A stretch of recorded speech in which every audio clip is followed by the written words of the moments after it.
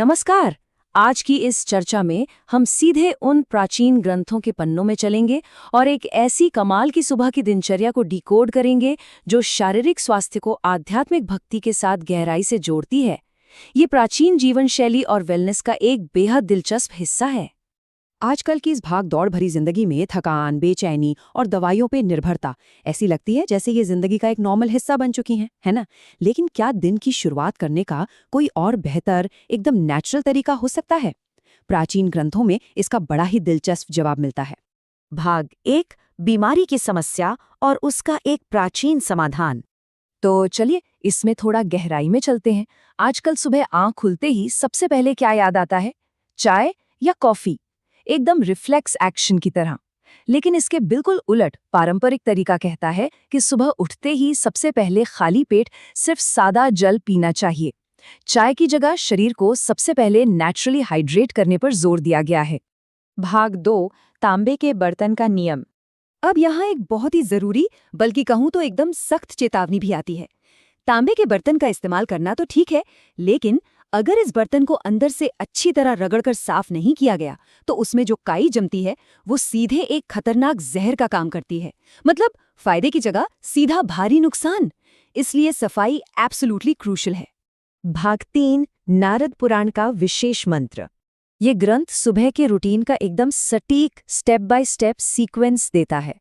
Step 1, सुबह उठकर जल तैयार करना। स्टेप 2, ईशान कोण की तरफ मुख करना। स्टेप 3, सीधे जल में गहराई से देखते हुए मंत्र का जाप करना। और आखिरी स्टेप, गुरुदेव का स्मरण करके जल पी लेना। ये दिन की शुरुआत को लिटरली एक नया ही फोकस दे देता है। अब यहाँ स्वाभाविक रूप से एक सवाल आता है कि आखिर ये ईशान कोण क्या है? दरअसल अगर इसे आसान शब्दों में समझा जाए तो ये एग्जैक्टली पूर्व और उत्तर दिशा यानी ईस्ट और नॉर्थ के बिल्कुल बीच की दिशा है। कॉस्मिक एनर्जी के साथ जुड़ने के लिए इस अनुष्ठान में खास तौर पर इसी उत्तर पूर्व दिशा की तरफ चेहरा करने का स्पष्ट निर्देश है। और इस पूरी प्रोसेस में एक स्पेसिफिक नंबर का बहुत बड़ा रोल है, और वो नंबर है 25। हाँ, 25। सनकादि ऋषि बताते हैं कि अभ्यास करने वाले को पानी में गहराई से देखते हुए पवित्र मंत्र को ठीक 25 बार रिपीट करना है। ये फ्रीक्वेंसी अपने आप में कॉन्सेंट्रेशन बिल्ड करने का एक जबरदस्त तरीका है। और वो विशिष्ट मंत्र जो नारद पुराण में दिया गया है वो है ओम नमो नारायणाय। जरा सोचने वाली बात है कि पानी में देखते हुए इस मंत्र का लगातार 25 बार जाप करना पानी पीने से ठीक पहले ही दिमाग को कितनी गहरी शांति और फोकस में ले जाता है। भाग 4, स्वास्थ्य और भक्ति का मार्ग। तो सबसे जरूरी बात यह है कि इस एक छोटे से सिंपल से एक्शन के कितने गहरे असर होते हैं। पहला फिजिकल फायदा है आरोग्यता, यानी एकदम वाइब्रेंट हेल्थ। और स्पिरिचुअल लेवल पर इसे पापनाश कहा गया है, यानी संचित पापों का नाश।